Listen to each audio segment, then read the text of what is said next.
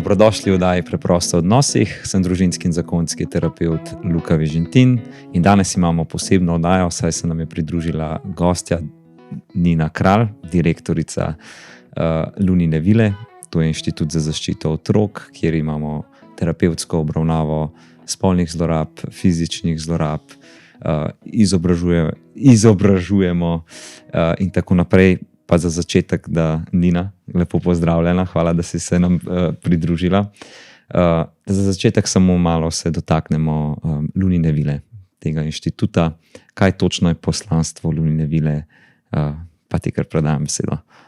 Hvala, Luka, za povabilo. Mi je veselje biti tukaj, klepetati s tabo. Ja, jaz vodim Lunino vilo. Lunina vila je inštitut, ki se pravzaprav ukvarja na eni strani z zdravljenjem in na drugi strani s preprečevanjem travm. Zdravimo jih na način, da vsem tistim otrokom, pa tudi seveda njihovim staršem, ki so že preživeli neke težke izkušnje zlorabe, kot si omenil, spolno, fizično, čustveno, tudi zanemarjanje, njim nudimo brezplačno psihoterapevtsko pomoč. Torej neko kontinuirano strokovno podporo, da sploh lahko okrevajo po teh težkih izkušnjah in nekako zaživijo eno tako svobodno najstništvo in kasneje odraslo življenje. Poleg tega zdravljenja bi pa si seveda želeli v Lunini vili na dolgi rok spremeniti samo pojavnost zlorab, jo zmanjšati in zato delamo veliko tudi na izobraževanju. Izobraževanju na eni strani strokovnih delavcev, kako prepoznati, ker vemo, da se zlorabe v veliki večini dogajajo znotraj družinskega kroga in potem, če pomislimo, so v bistvu ravno učitelji, vzgojitelji tisti, ki otroka vidijo največkrat in ki imajo največ možnosti, da prepoznajo. Tako da velik del našega dela je na izobraževanju pedagoških, strokovnih delavcev, kako prepoznati, kako reagirati, kakšni so pravilni koraki postopanja. Delamo pa seveda tudi veliko izobraževanj za starše, s tem enakim namenom, torej starša polnomočiti, kako poskrbeti, da bo otrok imel zdravo postavljene, recimo jasne osebne meje, da bo polnomočen z informacijami, o katerih starši včasih nismo prepričani, a jih res dati otroku ali ne. Sploh v zadnjem obdobju je bilo veliko teh debat o kdaj z otroki spregovoriti o spolnosti, ko je WHO dal te svoje smernice. Tako da veliko delamo tudi na tem področju. Torej, dati staršem znanje na eni strani, kako poskrbeti, da ima otrok nek čim bolj optimalen razvoj, predvsem pa kaj lahko ti kot starš narediš, da preprečiš, da bi se zloraba zgodila. Seveda tega ne moreš preprečiti v polnosti, ampak kakšni so neki zdravi temelji, ki jih lahko otroku daš. Tako da v Lunini vili v bistvu najdejo pomoč in zavetje, torej otroci in družine z večjimi in manjšimi stiskami, največji tih, ki so doživeli zlorabo, se pa ukvarjamo tudi z drugimi problematikami oziroma težavami, se pravi od pri kakšnih ločitvah, podpora, pomoč tako staršema kot otrokom, do v resnici težav v šoli, težav z medosebnimi odnosi, skratka, kakršnikoli taki psihološki izzivi se pojavijo, so naša vrata odprta. Pa zajela si družine, starše in tako naprej. Kaj pa individualne terapije?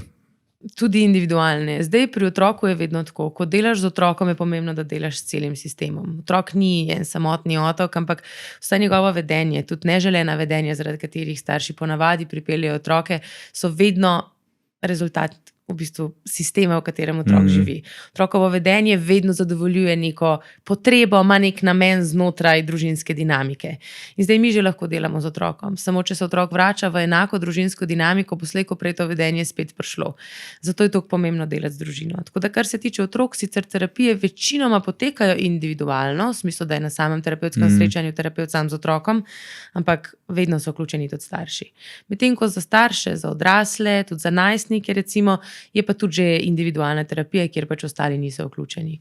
Vedno je tako odvisno od primera. V Lunini vili probamo ne imeti nekega plonkcegelca, po katerih v bistvu vse obravnavamo. Ampak da se prilagodimo vsaki. Tako. Pogledamo, vidimo, kaj tisti posamezen otrok, družina rabi in probamo to ponuditi. Prav pazil sem v terapevtski obravnavi otrok, recimo, pa ko kontaktiramo starše prvič, vedno najprej povabimo starše, da predstavijo, da vidimo z njihovega zornega kota, da terapeut tudi spozna, kakšna je točna problematika, a res lahko tam največ naredimo, če delamo individualno z otrokom, ali bi lahko več naredili starše, ker kot si omenila, starši so z otrokom vsak dan, mi jih pa vidimo enkrat na teden po 50 minut. Tako da vsaj pri meni, kar sem odnesel iz Lunine vile in pri teh primerih je enkrat, če ne dvakrat, najprej individualno, čim več informacij, In potem na podlagi strokovnosti in vsega povedanega se vključi otroka, pa so potem včasih starši še povabljeni, pa sam en starš. Pa da se prav, ko govorimo o terapevtska obravnava otrok, kako točno zgleda recimo terapevtska obravnava otrok, kaj se tam dela, ker veliko staršev, tudi ki pridejo na naš inštitut, ne vejo točno, kako bo to izgledalo, in zelo jim je zanimivo poslušati in videti in spoznati in se naučiti. So izjemno radovedni, tako da če bi rekla nekaj na to. Seveda, kad ti pelješ nekam otroka, seveda hočeš vedeti, kaj bo z njim počeli in želijo mu pomagati. Tako da ja, zdaj sama terapevtska obravnava otrok, prvo je to, kar si rekel, ne najprej povabimo starše. Iz večjih razlogov, že zato, da dobimo informacije, in še ena stvar je, starš pred otrokom, hvala Bogu, ne bo vsega povedal, mogoče na tako direkten način, kot bi sicer. Nam kot terapeutom je pa v bistvu cilj, da imamo čim bolj jasno sliko, da tako kot si rekel, lahko sestavimo načrt, ki bo primeren za to družino. Tako da se pravi, če gre čisto od začetka, starš pokliče, naša Jerica se javi na telefon in potem na podlagi tistih parih stavkov oziroma osnovne zgodbe, ki jo starš zaupa osebi, določimo, kdo bi bil terapevt. To zberemo na podlagi želja, recimo včasih ima starši željo, da bi šel otrok moškemu ali pa ženski terapevtki, potem od problematike, vsak terapevt ima kakšno svojo specialiteto, da tako rečem, kjer se čuti, da lahko več da, se pravi, zbere se terapevta. Terapevt potem pokliče starša, se dogovorita za srečanje in kot si rekel, na prvem srečanju vedno sta povabljena, oziroma kjer je družina skupaj, sta povabljena oba starša, ponavadi prideta, ali pa tudi, če pride sam en, boš to kot nič. In v bistvu cilj teh prvih dveh srečanj je, da se naredi načrt, kot si rekel, da se določi cilj, da vidimo, kako sploh bo stvar potekala. Potem pa pride v terapevtsko obravnavo tudi otrok. Torej, to srečanje, zdaj velikokrat starši vprašajo, a pa je otrok potem sam, ali sem jaz z njim, to je spet odvisno od tega, kakšen načrt smo naredili. Zdaj, mogoče za lažjo predstavo. Če je težava v odnosu, če je veliko problematike v dinamiki, recimo med mamo in hčerko, da se tukaj pojavlja težava, potem je večja verjetnost, da boste recimo skupaj povabljeni. Zato, ker je fajn, da terapevt, tako rečem, izziv dobil sobo, da lahko potem z njim dela. Medtem, ko če imamo otroka, ki je zelo zaprt, ki težko zaupa staršem, ki ne čuti te varnosti, je bolj smiselno, da otrok nekajkrat pride sam, da on dobi ta varen občutek pri terapevtu, da se tam lahko odpre, pa recimo se potem povabi starša. Torej, to je otrok sam ali ne, odvisno od problematike, pa tudi od starosti. Mlajši otroci seveda nikoli otroka ne silimo. Če ima otrok odpor iti v terapevtsko sobo, gre vedno starš zraven. Mogoče to si v starši včasih predstavljajo, da zdaj pa ne, mora otrok kariti. Ne, vedno v terapiji je pomembno, da sledimo tempu otroka in tempu starša v končni fazi. Potem pa se pravi, razlika med terapijo odraslih pa terapijo otrok je predvsem orodja, s katerimi delamo. Če pri odraslih večino terapevtskega procesa bazira na pogovoru, ali pa ne bom rekla večina, en velik del, je pri otrocih to manjšinski del. Zato, ker otrokom do 12. leta besede niso primaren način izražanja in že odrasli, sploh te težje čustvene stvari, zaradi katerih pridemo na terapijo, težko izrazimo z besedami. Otroci še toliko bolj. Ravno zaradi tega uporabljamo igro, uporabljamo različne kreativne materiale, glina, pesek, risanje, slikanje, skratka veliko enih takih pripomočkov, ki nam pomagajo, da pridemo v bistvo otrokovega doživljanja, da ne ostanemo sam na besedah. Besede so v tem racionalnem delu, ki otroci nimajo tako močno dostopnega. In prav te metode, ki jih uporabljamo, in tehnike, ki jih uporabljamo v terapevtski obravnavi otrok, je zelo zanimivo staršem, ko jim rečemo, iste zadeve bi delovale z vami. Ja. Ampak ne potrebujemo tega, včasih potrebuje, odvisno od starša, nekdo, ki je bolj kreativen, lahko mogoče naredi nek korak več, če bo lahko dal na papir, ali pa konec koncev, če mu bomo dali igrače v roke, kakor se to sliši. In kakšne zadržke imajo včasih odrasli, kar težko se tam, tudi ko pridejo, kot si rekla, ko pridejo v terapevtski prostor skupaj z otrokom, in kaj bomo delali? In je tako, bomo se igrali. Tudi se mi zdi, da velikokrat odrasli nimamo pogleda v to, zakaj je to tako smiselno. Igro, mogoče pa igrače, da imamo kot nekaj, kar je samo za zabavo. Mogoče čisto iz tega tudi nepoznavanja, na kakšen način igra, simboli igrače vplivajo. Ker v resnici pa, če vemo, da na terapijo pridemo zaradi razreševanja nekih podzavestnih vzorcev, oziroma nezavednih vzorcev ponavadi, pa zaradi nekih čustvenih stisk. In zdaj govor dosega levo polovico naših možganov. Ampak tam niso shranjena naša čustva, naši nezavedni vzorci. V levem delu naših možganov so bolj racionalne stvari, organizacija in tako naprej. Se pravi, jaz, ko govorim, avtomatsko si malo zaprem dostop do teh čustvenih delov. Tako kot med predavanjem ponavadi nimam zelo močnih čustev, seveda, ker razmišljam. Medtem ko naša desna polovica možganov je za ustvarjanje, za čustva, za simbole. In mi, ko uporabimo igrače, zgodbe, mi smo že 3 stopnje naprej, kot smo lahko, če bi uporabili samo besede. Z besedami bomo rabili še pol ure ali pa več, da bomo prišli do neke čustvene vsebine, medtem ko pri zgodbah, knjigah, pesku, igri smo že tam, ker enostavno naslavlja drug del našega telesa. In preskoči obrambne mehanizme tudi, ne, ki so pri odraslih velikokrat skozi pogovor in jih naslovimo in reguliramo te mehanizme. Ampak ja, prav preskoči tam, ker, kot si lepo povedala, desnohemisferska komunikacija tam poteka. In zato je v bistvu igra res zelo zdravilna. Tudi za odrasle. Za odrasle je v resnici v enem delu še toliko bolj, ker imamo toliko manj stika s tem svojim delom. Ker otrok, če ima neko vsaj približno varno okolje, da se lahko malo sprosti, se pravi, da ni v tem, a bom preživel ali ne, a me bo nekdo zdaj udaril ali ne, on sam prihaja skozi igro v stik s temi svojimi čustvenimi vsebinami in jih sprot nekako razreševal. Zdaj, ekvivalent pri odraslih je morda to, da gremo na kavo. Kar se mi zdi, da se velikokrat zgodi, je, da ostanemo na površini na tej kavi. Ker kava traja 1 uro, ne moreš ti v 1 uri zdaj iz nič priti na 10 globine. Medtem ko otrok, ko se igra, veliko hitreje dobi to globino in ima mogoče skozi igro, če mu omogočimo ta čas, več psihološke higiene, kot jo imamo odrasli. Tako da tudi zakonski in družinski terapeuti vem, da ogromno uporabljate igrače, tudi recimo prav za odrasle v partnerski terapiji v končni fazi. Tako da starši odrasli ne se ustrašati igrač, ker so tudi za odrasle to lahko fantastični pripomočki, ki nam v bistvu zelo pospešijo proces spoznavanja, razumevanja, pa tudi spreminjanja sebe tam, kjer to želimo. In se mi zdi, včasih se tudi ustrašijo igre otroka. Se prav spomnim, ko sem bil na šoli in se je začela vojna v Ukrajini.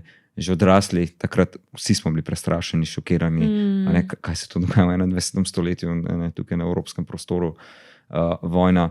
In otroci so se igrali, vojake, ruske in Ukrajince, in so se streljali. In se prav spomnim, ena učiteljica je bila čisto zgrožena, kaj se oni igrajo in tako naprej. Ampak to je vse igra, ki je zdravilna, kjer oni tudi regulirajo ves ta strah.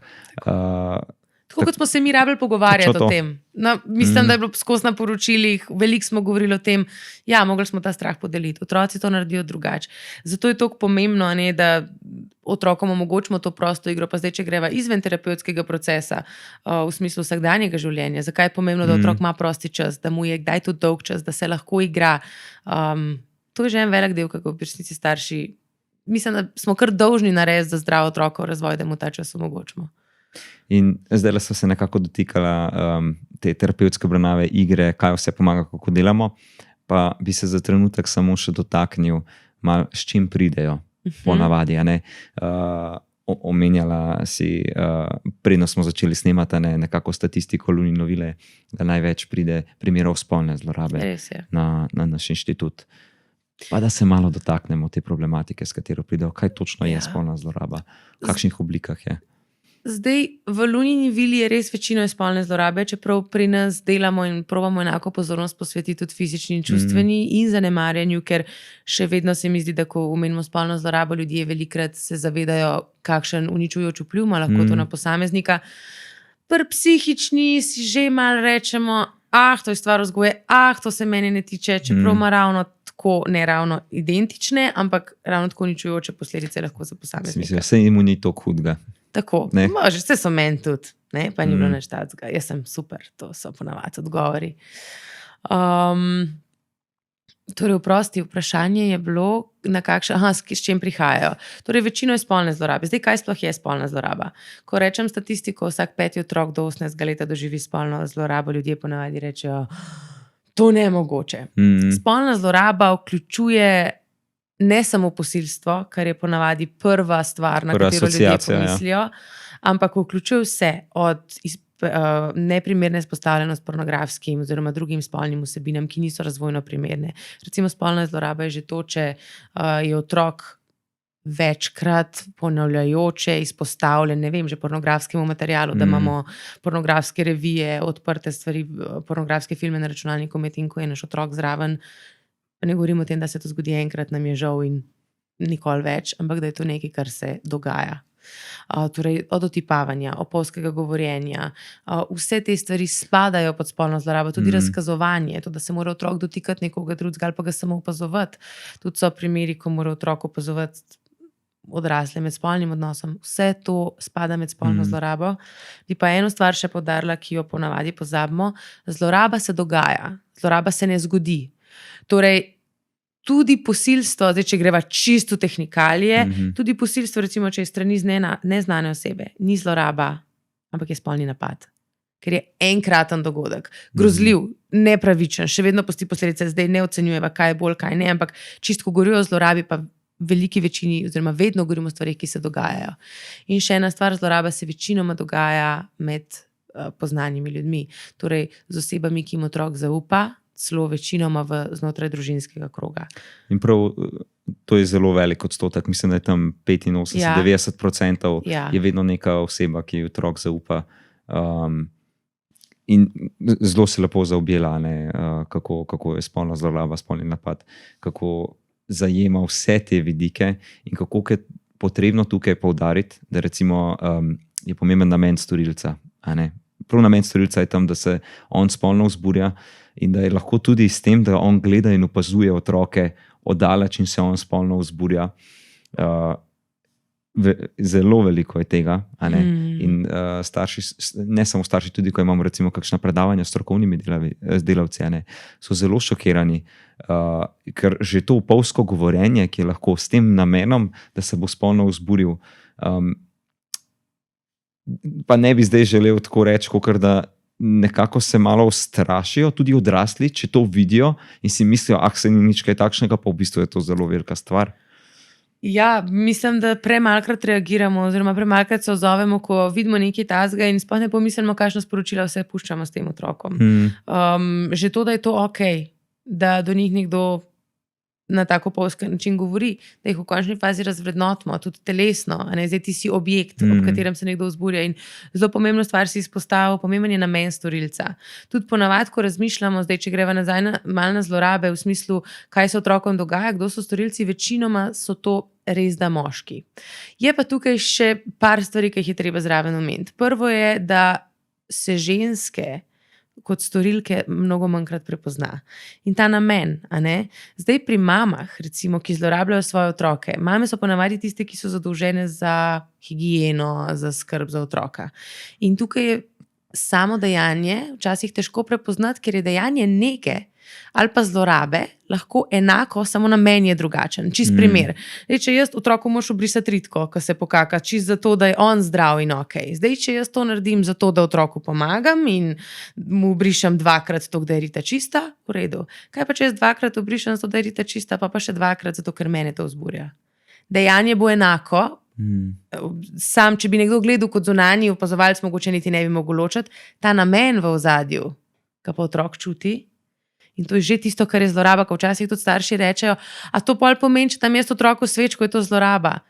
Če se zraven ne vzburjaš, če zraven nimaš tega, zdaj bom jaz otroka, ne vem, ponižal, bom malo užival v njegovi bolečini, pa še vse, kar pride zraven, potem ne. Če mu to daš z namenom, zdaj ti bom pomagal, ta namen v ozadju je velikrat tisto, kar pozabimo, kakšen vpliv ima. In tudi poznamo en izraz, ki se mu reče erotična roka, ki ravno to govori, da gre za samo dejanje, gre za energijo, za namen, ki prihaja iz tega in lahko ti otroka samo pobožaš, če se zraven ob tem vzburjaš, oziroma to počneš zaradi svojih potreb, je to ravno tako zloraba. Tako to so taka zelo mejna področja, kjer se mi zdi, da odrasli velikrat res ne reagiramo, ker niti ne znamo prepoznati, ker niti ne poznamo celotnega ozadja. In tudi to, ko rečemo, da otroci to čutijo, pa starši načeloma vedo, otroci ogromno čutijo, srkajo kot knjige, učijo se od njih, ampak čutijo vse te globinske zadeve, tudi vzburjenje, tudi to se čuti. Pa mogoče ne bi kdo dal teže na to, ampak vse se čuti. Odnos, kakšnega imata starša, vse, sorojenci in tako naprej. Ok, pa da se dotakneva zdaj tukaj, pa mogoče malo predstaviva tudi, kakšne so lahko posledice takšnih dejanj. Čisto malo simptomatiko, kako lahko recimo starši prepoznajo to. Zdaj, to je izjemno težko, ker vsak otrok odreagira drugače, tako kot vsak človek je drugačen, ampak so pa neke točke, pri katerih lahko recimo prepoznamo, da gre mogoče tukaj za neke globje stiske, težave otroka in da je lahko nek sum na zlorabo. Mislim, jaz bi prvo stvar rekla, tako kot si rekel, vsak otrok to kaže malo drugače. In tudi bomo videli, bom naštela par stvari, ampak vse te stvari so lahko posledica zlorabe ali pa česa drugega. Zato je tak moj apel vsem staršem, dajmo probati spremljati in na dnevni bazi čutiti naše otroke, ker jaz že lahko naštejem stvari, ampak to, kaj pa ti začutiš ob svojem otroku, to, a ti vidiš neko spremembo vedenja, ki nek strokovni delavec sploh ne bi opazil, ampak ti kot mama, kot oče pa to začutiš, to so tiste glavne informacije. Zdaj, se pravi, kadar govorimo o zlorabi, kot sem omenila, prva stvar, ki jo večinoma lahko opazimo, je sprememba vedenja.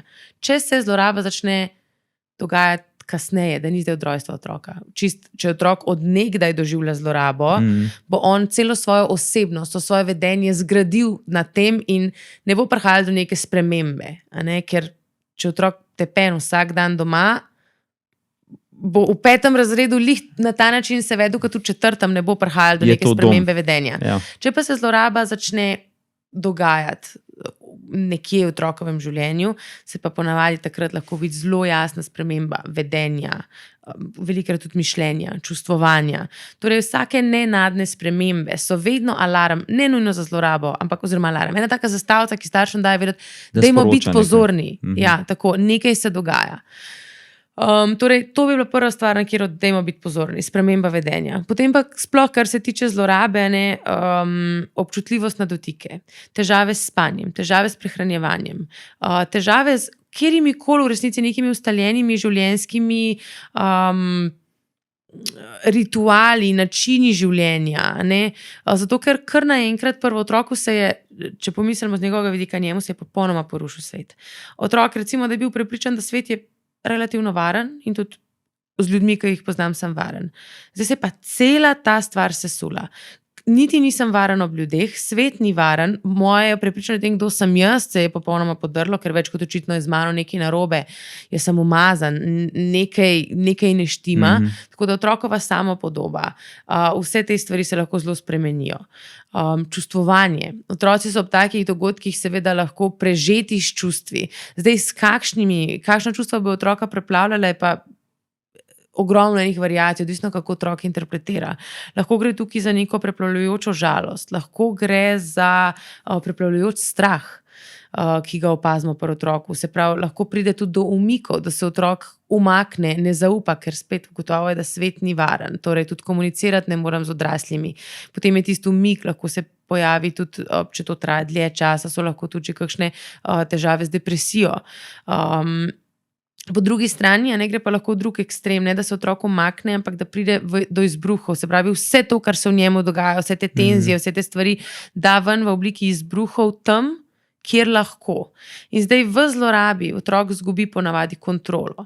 In pri teh otrocih, ki imajo izbruhe, se ponavadi zgodi, da je to njihov način za dobiti ta nadzor nad položajem nazaj. Zato se izbruhi ponavadi dogajajo nad mlajšimi, nad živalmi, nad mogoče nek tipičen primer, kjer je oče povzročil oziroma bil tisti, ki je zlorabljal, se pa lahko nasilje pojavi nad mamo, ki je bolj pasivna, ki nad njo imam lahko neki izbruh nad očetom, ga seveda ne morem. Tja, kamor se fizično lahko. Tako. Tam, kjer je dovolj varno in da ve, da do tega da ne bo prišlo do reakcije v drugo smer.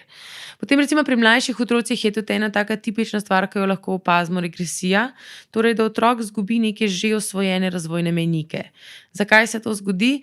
Otrok gre čisto na psihološki in fiziološki ravni v stopnjo razvojno, kjer je še bilo varno, kjer te zlorabe še ni bilo in je to nekak umik iz nevarne sedanjosti v varno preteklost. In zanimivo je to v terapiji, ne vem, če si imel kakšne take primere, ampak jaz sem jih imela kar nekaj, kjer so otroci, ko so govorili o zlorabi, dobili tak zelo dojenčkast otroški glas, ker tega mi je bilo še varno, takrat so še lahko govorili o tem. Tako da lahko pride res do te regresije, ki se kaže z lulanjem v posteljo, recimo, z res takim dojenčkastim govorom, s kakšnimi stvarmi, ki opazimo, da jih je otrok delal v preteklosti, pa jih zdaj v bistvu spet ponavlja, čeprav vmes niso bile več aktualne. Zdaj, če pa specifično še govorimo o spolni zlorabi, je pa en tak znak lahko tudi pretirana seksualizacija otroka. Torej, da vidimo, da otrok govori, kaže, ima velikega znanja tudi, da tako rečem, o vsebinah, o katerih načeloma še ne bi bilo normalno ali pa razvojno primerno, da ima toliko vsebin. Če imamo 4-letnika, ki zelo nazorno govorijo o spolnih odnosih, o orgazmih in tako naprej, je to zagotovo lahko ena taka opozorilen znak, ki... In to recimo tudi odigrava potem v vrtcu. Ne v smislu tega nekega zdravega razvoja, radovednosti in vse to, ampak da je prav tam z neko prisilno igro. Tako, in ponavadi nad drugimi. Velikokrat se zgodi, da potem taki otroci povabijo, tudi recimo v vrtcih je taka tipična stvar, da jih povabijo v stranišče, pa se tam pol slačijo, se raziskujejo. Tako, ki se rekel, ne na tisti razvojno zdrav, normalen način, ampak z ustavljanjem stvari, prstov in tako naprej v ženske intimne dele. Tako, stvari, ki res niso razvojno primerne.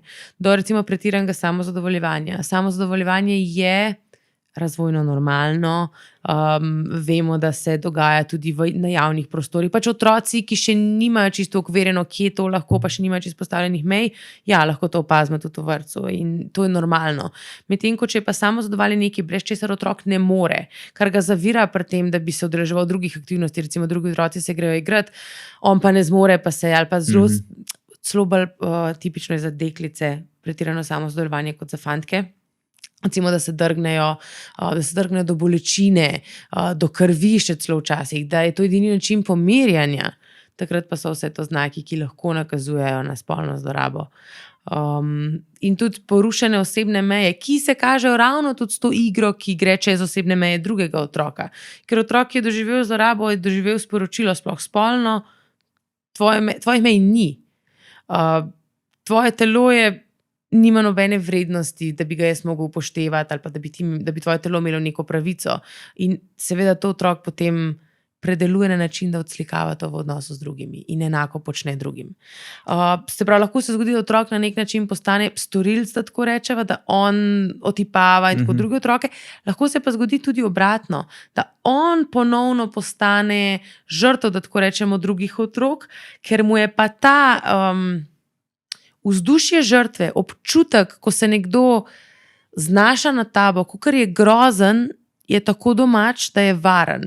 In je potem otroku, tudi ko mu recimo v vrtcu nekdo drug naredi nekaj podobnega, če bi otrok z zdravimi temelji rekel, kaj delaš, to pa ne, je otrok, to pa poznam, si to že zaslužim, to je normalno. Pa, da se tukaj dotaknemo nekako, nič od tega ni zavestno, ampak globoko, organsko, možgansko, kako telo, prav kompulzivno ponavljam, potrebuje, da se odigravajo te vsebine, to, kar niso zregulirane na pravilen način in da ne ponudimo prostora. Dotaknila sva se vrtca in kot si lepo razložila, ogromna simptomatika in na kaj vse treba biti pozoren, pa niti ni nujno, da izhaja iz spolnih zlorab. Tako bi rekla, mogoče da to dodam, so tako eni indici, zastavice. To niso zdaj znaki, checklista, kjer bomo mi rekli, ko je 5 kljukce, zagotovo zloraba. To so rdeče zastavice, ki rečejo, ojla, nekaj se dogaja. In zdaj, seveda, če imamo eno zastavico, je verjetno manj resna situacija, kot če jih imamo 5.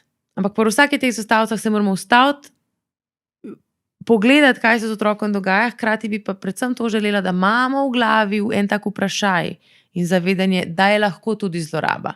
Lahko je marsikaj drugega, ampak se mi zdi, da problem, zakaj to tako malo prepoznavamo, je, da ko vidimo tako vedenje otroka, je razvajen, nima mej, sploh ne pomislimo, da je zloraba tudi lahko. Imamo tle en tak slepo pego, zato tudi ne prepoznamo. Bi bilo definitivno drugače, da bi, že to zavedanje, samo to, da je da možno. Da lahko pomislimo, Ja, ko si prej omenjala vrtec, Ja. sem dobil prvo neko asociacijo, kako pomembna vloga je tukaj vzgojiteljev in konec koncev tudi v šoli, da lahko prepoznajo te zadeve, ker otroci so toliko časa v šoli, kolikor so doma, če ne so več. In njihova vloga, da oni tudi prepoznajo nekatere te stvari in spremembe v vedenju in tako naprej. Ker se prav spomnim recimo iz šole primera, kako otrok je odigraval v šoli vse možno, prav nekatere te stvari, ki se ti omenjala, ker je bil varen prostor, dobro se je počutil v razredu, dobra učiteljica je bila in on vse to odigraval. In ko smo pač recimo povedali staršem, kaj se vse odigrava tu, smo jih sklicali na sestanek, vse, ki doma ne prihaja do nič od tega. In to je že en alarm, pa ne da zdaj tukaj obtožujemo starše, ampak alarm, na katere je zelo pomembno, kot si tudi na začetku omenila, izobraževanje strokovnih delavcev, da prepoznajo te zadeve in da dajo neko asociacijo. In me zelo pomiri, ko recimo pride kak primer spolne zlorabe, fizične zlorabe, ki je bil v bistvu najprej napoten strani šole, ko so starši, ko so učiteljice omenile staršem, kaj se dogaja, kaj se odigrava, in da bi oni postavljali diagnoze, se razume, ampak da opazijo to vedenje in da to skomunicirajo starši, in potem so starši poiskali pomoč. To, pa, če smem samo še eno stvar, si me spomnila, pa sem zdaj pozabil.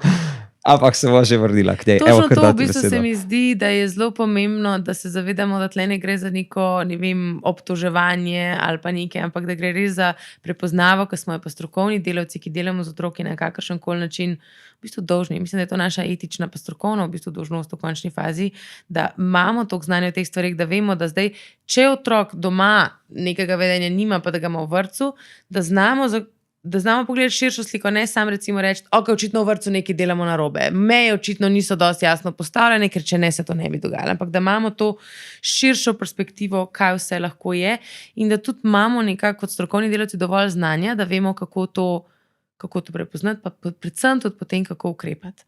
Ker po naših izkušnjah v Lunini vili nekaj je tudi takih pedagoških delavcev, kjer samo kapa dol in vse čestitke. Potem je pa žal kar en velik del, kjer se znotraj institucije zgodi, da nekdo prepozna, potem pa stvar ne gre naprej. Ne podajo se prijave, ki so obvezne, zakonsko, moralno, etično smo dolžni. Mislim, šola more to narediti, vrtec mora to narediti, tudi mi v končni fazi kot terapevti smo dolžni to narediti. Tukaj se mi zdi, da se malo zatakne.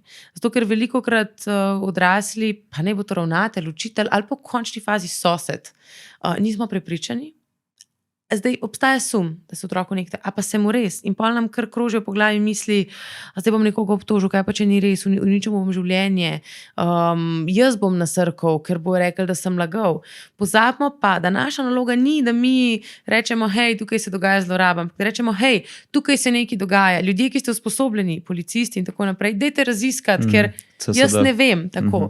In se mi zdi, da iz tega izhaja veliko enega strahu, zakaj mogoče ne ukrepamo. Se pravi, kot prvi razlog ne znamo prepoznati, drugo pa strah nas je teh postopkov. In izpostavljenosti in to, da bomo morali na sodišče in tako naprej. Ja, tako. Absolutno je kar nekaj strahu. Bi bilo pa zanimivo pogledati recimo statistiko, če se je kaj dvignilo število prijav. Ker veliko se govori o teh stvarih in se mi zdi, nekateri starši so zelo ogroženi in so rekli, to so zdaj taki časi. In jaz bi rekel, da ne, da zdaj je prostor za te stvari in končno lahko govorimo in je občutek, da je tega ogromno, v bistvu pa je bilo verjetno tega še več nekoč. Meni je noro vsakič znova, ko se pogovarjam, recimo tudi s puncami izven terapevtskega okolja, kjerkoli nas sedi 10 žensk, recimo moje starosti, 30-40, se pravi obdobje, ko še nismo to govorili o tem. Povsod se, vedno znova se mi potrdi statistika, ko začnemo govoriti o zlorabah 2, 3, 4. Vedno. Čakam enkrat, da bom lahko rekla, res sem se bilo 10 in ni bilo nobene. Ampak žal ni to tako. Te statistike držijo, tega je res veliko in moramo se znati o tem pogovarjati. In hvala Bogu, da je zdaj toliko bolj odprto okolje, kjer lahko o tem govorimo. Tako da jaz bi se strinjala s tabo. Mislim, da tega ni nič več, nič manj, da je zdaj samo okolje, kjer bolj prepoznavamo in več govorimo o tem. Se recimo, že če pogledava samo zakon, včasih je bilo normalno, pač, ko bo mož želel imeti spolni odnos, ga bo imel, žena hoče ali noče. Danes vemo, da je to ravno tako posilstvo. Ne, že ta družben pogled nam je daje zelo lahko neko drugačen. upanje za prihodnost in da se to ustavlja, vedno več govorijo o teh zadevah. Pa če smeva zdaj prav iz teh spolnih zlorab, spolnih napadov, ki so se jih zdaj dotikala in vse problematike, samo malo na družinski sistem. Mogoče bi tukaj, da malo se ustaviva in izpostaviva, kako je pomembno, da starši vedo, kaj konkretno se njimi dogajalo in kaj se vse odigrava potem tam z otrokom. To je neka izjemno težka stvar, ne? Vse na nezavednem nivoju. Ampak nek medgeneracijski prenos je tam vedno. Kako grejo neka čutenja z generacijo v generacijo, predvsem nerazrešena, boleča.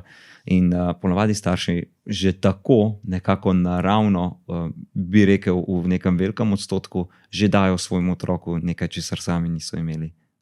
Že naredijo tisti korak več. Koliko je pa potem pomembno neko zavedanje, kaj vse je še tam zadaj in se tam odigrava. Kakšne so kaj tvoje izkušnje s tem? Ful se strinjam s tem, kar si rekel. Večinoma že kot starši naredimo en korak, dva dlje od tega, kaj smo mi dobili. Ampak pa so pa še vse tiste podtalni vzorci in stvari, ki pa, če jih ne ozavestimo, jih samo prenašamo naprej. In zdi se mi, da mogoče več kot o tem govorimo, več imamo tudi starši dejansko priložnosti pogledati vase in dobiti neko novo zavedanje in se vprašati, kaj pa v resnici, to stvar samozavest. Moj oče je bil alkoholik, jaz sem se odločil, ne bom pil in ne pijem več. Kaj pa še je tukaj v ozadju? Kaj je še bilo pripet na to? Kateri vzorci? In včasih recimo se mi zdi, da imamo starše, mogoče tudi sebe o tem najdem, ko preden se je otrok rodil, bi hotel kar vse razrešiti, pospraviti in tako naprej, zato da bo potem nekako lažje. Ampak v resnici je starševstvo vsakodnevna priložnost za te stvari. V bistvu si z otrokom skupaj na popotovanju odkrivanja svojih slepih peg in vzorcev in preprečevanja, mogoče, da bi šli na njega. In zato se mi zdi starševstvo tako fantastično, ker ti res vsak dan da priložnost, da si boljši človek. Ker otrok pa partner sta tista, ki najbolj v bistvu odigravata oziroma v partnerskem in starševskem odnosu najbolj preigravamo te svoje vzorce, zato jih tam najlažje vidimo. Tako da mogoče tako ena taka spodbuda vsem, ki tole poslušajo, ki se skregaš s partnerjem, je to lahko tvoje največje darilo. Ker ti otrok stopi na žulj, je to lahko tvoje največje darilo, ker takrat ga vidiš in lahko nekaj dejansko s tem narediš. Nekaj si rekel, koliko stvari se ne zavedamo.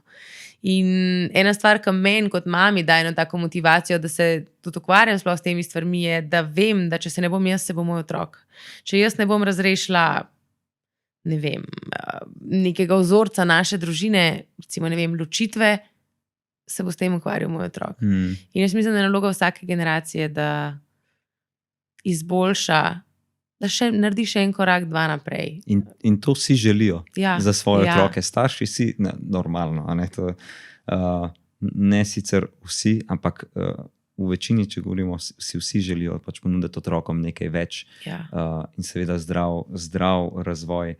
Zaradi tega se tudi obiskujejo Luino vilo v takih hudih situacijah, si pridejo poiskati strokovno pomoč. In že to, ko pridejo skozi naša vrata, to je občudovanja vredno. Vi ste prišli pomagati, prišli ste na točko, ko ste ugotovili, ne morete več sami in ste šli k nekemu strokovnjaku in to je wow. Že priznati te zadeve in omogočiti otroku najboljše možno je dobro, odlično starševstvo. Ja, absolutno. To je v bistvu tisto največ, kar lahko damo. Probamo dati vse od sebe in si priznati stvari, ki jih ne zmoremo in takrat poiskati strokovno pomoč. In mogoče, če zdaj povežem to, o čemer zdaj govoriva, pa prej, ko sva govorila o terapiji, ne da je pomembna podpora staršem samo zaradi otroka.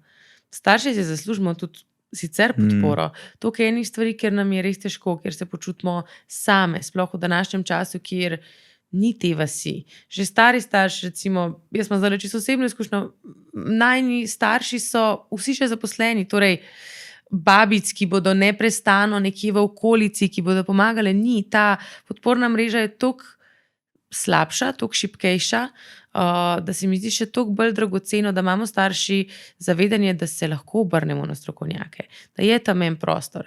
In zdaj ni nujno niti, da je to psihoterapija, lahko je to svetovanje, a ne? Ampak da si kot starši dovolimo, da vemo, da je to ena najpomembnejših vlog, ko jo bomo kadarkoli imeli. In danes, če si v firmi, pa se lotaš nečesa novega, ne vem, začneš programirati, pa prej nisi, seveda boš šel na tečaje, seveda boš hotel imeti enega mentorja zraven. Pri starševstvu je pa še toliko bolj pomembno, pa ima toliko manj navodil kot eno programerstvo, recimo, tam pa nimamo toliko tega. Se mi zdi pomembno, da starši vemo, da si to zaslužimo, da je prav, da si to damo, da je to dobro naših otrok, in jaz sem ful vesela, ko v Lunini vili dobimo kakšen tak preventiven klic. Recimo tudi zdaj jih je bilo trije v bistvu ločeni starši, ki so prišli v partnersko terapijo, že ločeni, zato da bojo razrešili komunikacijo znotraj odnosa, ker pač ne, čeprav sta ločena, da bosta še vedno lahko starša. Mislim, jaz bi kar žurko naredila, ko slišim kaj tazga, ker se mi zdi toliko dobro, da starši imamo to zavedanje, da takrat, ko so stvari res kritične, znamo poiskati pomoč, pa ne samo, ko so kritične, da znamo kakšne stvari delati že v preventivi. In ko se dotaknemo starševstva, bi se jaz mogoče tukaj dotaknil samega partnerskega odnosa. In kakšen vpliv ima ta partnerski odnos na razvoj otroka, na navezanost, o kateri sva tudi prej govorila, in na neko podlago, kaj to pomeni pač imeti bližnje odnose z drugimi. In govorimo in o partnerskih odnosih, ki jih bo ta otrok imel v prihodnosti, in prijateljstvih.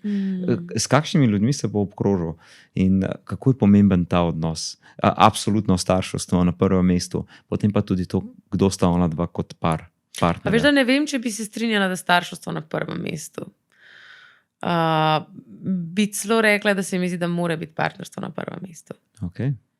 Ker šele ko starši poskrbimo zase, za svoje čustvene potrebe, in del tega je tudi imeti izpolnjujoče odnose, velikokrat tudi v partnerstvu, ne rečem, da za vse na vsaki točki v življenju, ampak šele ko mi zadovoljimo svoje potrebe v svojih odnosih, damo otroku možnost, da on začuti svoje.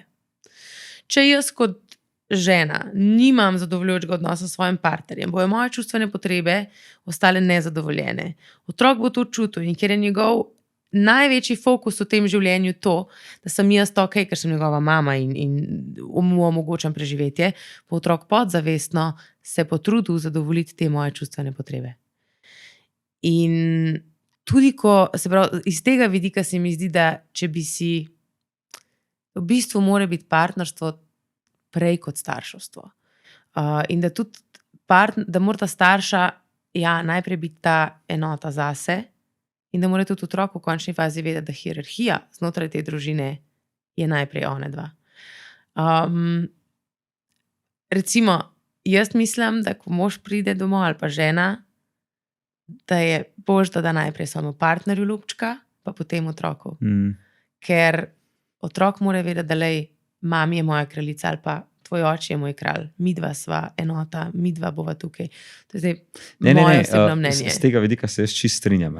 In absolutno zdrav partnerski odnos, funkcionalen partnerski odnos, srečen partnerski odnos bo nekaj čisto drugega do otroku, kot pa nekdo, kot si ti tukaj omenila, prav čustveno zlorabo. Ker to je čustvena zloraba. Čustven incest. Ampak to je neka ekstremna oblika, nezdrava oblika otroke na prvem mestu. Bolj iz tega smisla sem jaz mislil starševstvo, kot pač vedno bo tam ta otrok in da je treba poskrbeti za njegov v tem. Ampak se pa popolnoma strinjam, in je potrebno dati težo tem, ker se mi zdi velikokrat tudi v terapevtskem prostoru se srečamo s tem. Pridejo starši z neko težavo z otrokom, pa se malo vprašate, jaz vedno naslovim rečem, se opravičujem, jaz vas bom tukaj vprašal veliko, ne rabite na vse odgovoriti, ampak kako ste vi? Kako to mislite? Vaš partnerski odnos, koliko ste povezani od 1 do 10? In se potem kar malo pogledal in je lahko, da ta odnos trpi, prišli so pa zaradi otroka in kako, kot smo prej omenili, družina je sistem. Kako so povezani. Vse, kar se dogaja tam starši, se bo poznalo na otroku. In če starša tam nista povedala in sta imela nekaj konfliktov in nista razrešila in sta malo vsak na svoji strani in malo zamerljiva in se ne čuti tam te bližine, bo otrok dal jasno vedeti z neko problematiko. Zato je toliko pomembno, da je mogoče, da se starši zavedamo, da vsak vložek v nas Je vložek in v nas v otroka. partnerstvo je vložek otroka. Absolutno. Tako da, kadar se vprašaš, ko imaš 1 uro v dnevu, pa imaš na izbiro moža ali pa partnerja, pa otroka, te vsaj pol. Ampak absolutno ne pozabiti na partnerje. Ker takrat je ponavadi impuls, ok, sem prišel domov, imam 1 uro, bom zdaj z otrokom. Ja, ampak ne. Mislim, je pomembno, ampak... Je nekaj drugega, če lahko starš pride v stik s sabo, se pomiri in potem vstopi v odnos z otrokom, kjer se sooči z temi izzivi vzgoje in seveda samo starševstvo spremljanje ogromne nemoči, ugotavljanja, kar je izjemno življenjsko in normalno. Ampak ja, ta vložba nase, pa tukaj zdaj ne govorimo, da pridejo domov in da grejo za 4 ure teč ali pa kolesart. Se mi zdi, da tukaj vedno treba paziti v teh ekstremih, kako si nekdo potem predstavlja tudi te stvari, o čemer mi govorimo tukaj. Ampak bolj to, kot si rekla, pol. Nekako samo tako, da pridemo v stik, da zadihamo, da namenimo nekaj časa sebi, ker potem smo lahko tudi mi sami boljši starši. Ja, lahko dejansko ne deluješ po avtopilotu, nimaš reakcije, ampak imaš odzive. In to je, se mi zdi, zelo pomembno in v partnerstvu in v končni fazi v starševskem odnosu. Tako da se mi zdi še ena stvar, ki je zelo problematična, kot sva rekla, otrok vedno prevzame neko vlogo. In zdaj, če med staršema stvari ne štimajo, velikrat se zgodijo zavezništva. Recimo zdaj, če imamo tipično 3-člansko družino, namesto da bi starša med sabo bila povezana in bi bila potem v bistvu navzdol njuna povezava z otrokom, se pravi, čist hierarhija kot družini more biti, kar se zgodi je, da ima vsak starš z otrokom nek zavezniški odnos, kar zelo poruši enakomerno oziroma neko zdravo družinsko dinamiko in tudi v bistvu starš, oziroma to, kar si že prej rekel, otrok potem lahko rata partner svojemu staršu, kar je breme, ki ga otrok nikakor ne more nositi. Če jih ne želimo pošiljati na zmenke, pol niso zreli za biti naši čustveni partnerji. Mislim pa tudi, ko bojo šli na zmenke, absolutno ne, ampak tako hočem reči, še toliko huj sploh za majhnega otroka, ki ne ve, kaj s tem. In zavezništva, čustveni trikotniki in tako naprej so stvari, s katerimi se soočamo v terapevtskem prostoru. In se mi zdi, prej smo govorili o spolnih zlorabah. Koliko bi ti rekla, da se govori o teh zadevah, o tem čustvenem zlorabljanju? Ker posledice ima lahko prav tako takšne, predvsem dolgoročne posledice. Da si ti čustven partner, recimo mami, očetu, očeva punčka, mamin sinko, in da je tam ta opetost in skrb za tega starša in katera čutenja vse tam grejo čez, od gnusa do prezira, do krivde, ki ne vejo, na živce jim gre, pa v bistvu ne razumejo točen, pa zakaj pa se je starš, pa mi ima rad, pa mi je nasprot prišel. In to je ena tudi prav tako huda zloraba na dolgi rok. Ja, ogromna, in jaz mislim, da je to na nek način, mogoče se bo to zdaj čudno slišalo, ampak trenutno še bolj pereč problem kot spolne zlorabe, ker spolne zlorabe, zdaj že govorimo o njih, plus se mi zdi, da so toliko ekstremne, da ljudje reagiramo na njih.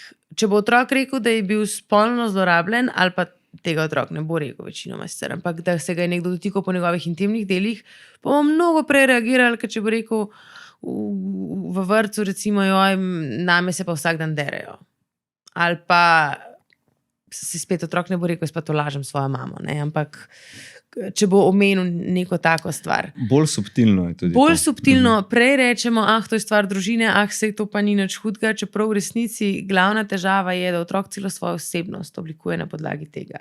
In ker tudi recimo to, da si ti zelo ustrežljiv do drugih, to, da pozabljaš na svoje potrebe, to, da si čustveno drugim na voljo in sebi, ne, recimo je tudi lahko ena posledica tacega partnerskega odnosa, oziroma tacega odnosa med otrokom in staršem, ker otrok pravzaprav sploh niti ne pride v stik s svojimi potrebami in čutenji, ampak je tam za starša. In potem seveda se njegova osebnost oblikuje lahko na ta način. In jaz recimo velikrat vidim, da sploh ljudje, ki smo v poklicih pomoči, imamo velikrat kakšne take osnove. Sicer ponavadi psihoterapeuti ne bi imeli že predelane, ker smo vsem toliko in toliko časa delali na lastnih vsebinah, da smo lahko prišli do tega, da danes to počnemo. Ampak to, da ti skrbiš za druge, da si ves čas drugim na voljo, da rešuješ krizne situacije, svojo osebnost v bistvu oblikuješ na podlagi tega, da si prej bil postaršen otrok. In to se mi zdi v odrasli dobi katastrofalno, ker ti kar naenkrat se znajdeš pri 30-40 letih, ko ugotoviš, da živiš ves čas za nekoga drugega, da tebe ni nikjer, da tvoje življenje sploh ni to, kar si ti želel, da pravzaprav tudi poklic, ki ga upravljaš, kaj to sploh je, jaz to sploh ne maram početi. In potem pride do izgorelosti. Tako, ja. Ves čas na voljo, nikoli možnost postavljanja meja, brez neke odločnosti, zdrave jeze. Ja, to je samo en primer, do česa lahko pride. Pa ta občutek, se mi zdi, da tudi jaz velikokrat pri klientih opažam, ta občutek, jaz lahko rešim, name se zanesajo, recimo tudi to velikokrat ljudi rečejo, jaz sem tak, kjer mu vsi pridejo in jaz vsem pomagam. Kot pohvala. In absolutno v eni meri je to lahko pohvala. In to je neka tvoja močna lastnost. Če to ni čez vse tvoje meje. Velikrat pa se mi zdi, da te stvari, ki so v bistvu naš obrambni mehanizem ali pa ki smo jih razvili zato, da smo preživeli v tistem sistemu, se pravi recimo na voljo sem, jaz pomagam drugim, postanejo, kot sem že rekla, tok del naše osebnosti, da postanejo naše močne točke. To, da jaz pomagam drugim, je moj pride, se pravi moj ponos, ne samo nekaj, kar je del mene. Celo kariero si oblikujem na podlagi tega. In potem kakšen šok je, ko ugotovim, da to sploh ni primarno moje. To je zato, ker sem jaz mogel reševati svoje starše. Cel svet se ti sesuje. Tudi recimo ljudje, ki so to dobri v kriznih situacijah. Je velikrat, tudi ta... Kako lahko, če se prav na to navežem, poklici, ki jih izberemo, konec koncev ne samo poklici, kako se oblačimo, kako govorimo, kakšen ton govora imamo, kakšno... neverbalno govorico telesa imamo in tako naprej. Z vsem sporočamo, kako so z nami ravnali. In kdo mi smo. Ves čas kažemo, sporočamo našo preteklost. In to so stvari, ki jih ne moremo kontrolirati. To so tako organsko, telesne. In kot si zelo lepo rekla, recimo želja po nekem poklicu, pa v bistvu vidimo, da je to samo bilo neka dinamika družinska, ki je bila in da smo se na podlagi tega razvili točno v takšno smer in da kar naenkrat smo v nekem takem poklicu, ki delamo isto, kot smo delali v naši družinski situaciji. Ja, res je. Se pravi, če nekako sklenemo vse to, v Lunini vili, Inštitutu za zaščito otrok so vrata odprta za vse. Tako je. Za vse, ki imate, oziroma kjer imajo otroci ali mladostniki, starši, večje, manjše stiske, brezplačno nudimo pa pomoč vsem, ki so preživeli zlorabo, psihično, fizično, zanemarjanje ali spolno. Torej ne samo spolno, tudi druge oblike in pri nas res probamo vse oblike zlorab enakovredno obravnavati, tudi v smislu same resnosti. Tako da dobrodošli in predvsem ne samo otrok v Lunini vili pomoč dobi v bistvu cel sistem, ki je tja vključen. Nekako je naše vodilo, da raj enega klienta manj vzame v obravnavo, pa tistmu, ki je, ponudimo celemu družinskemu okolju neko podporo, da tisti, ki so, da res lahko splavajo, ker pri travmah, pri zlorabah so to dolgotrajni procesi, ki terjajo veliko, tudi veliko udeležbe otrokovih bližnjih, tako da absolutno tudi za starše je zelo pomembno, da dobijo pomoč in pri nas so vrata odprta. Enako pa tudi za vse strokovne delavce, ki želijo več znanja o tem, kako prepoznavati zlorabe, kako reagirati, v končni fazi tudi za osebe, ki vodijo vzgojno-izobraževalne ustanove, kakšne protokole narediti na inštitutu oziroma na ustanovi, zato da se pravilno postopa v primerih vseh oblik zlorab. Velikokrat imamo narejen protokol za spolno, pa recimo za fizično, če že. Tako da za vse te stvari so vrata odprta. Tudi naš telefon, ki je namenjen tudi temu, da če je primer, ko ne vem, veš, da se pri sosedih nekaj dogaja, nisi prepričan, bi, ne bi, tukaj smo, pokliči, se bomo skupaj pogovorili, bomo probali pomagati, videli, kje mi lahko še kaj naredimo.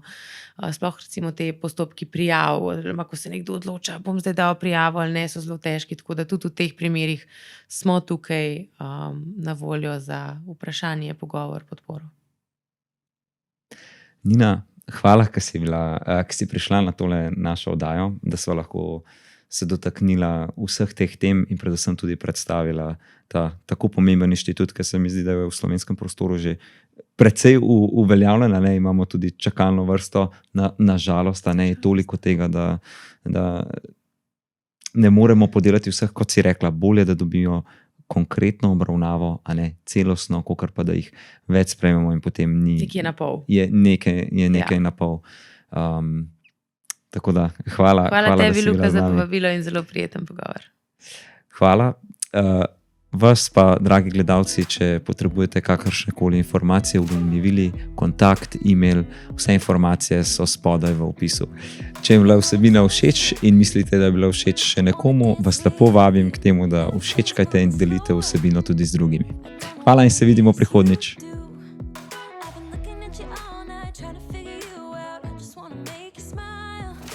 Hold your hand in my hand, looking at the sunset, man, you're looking good tonight.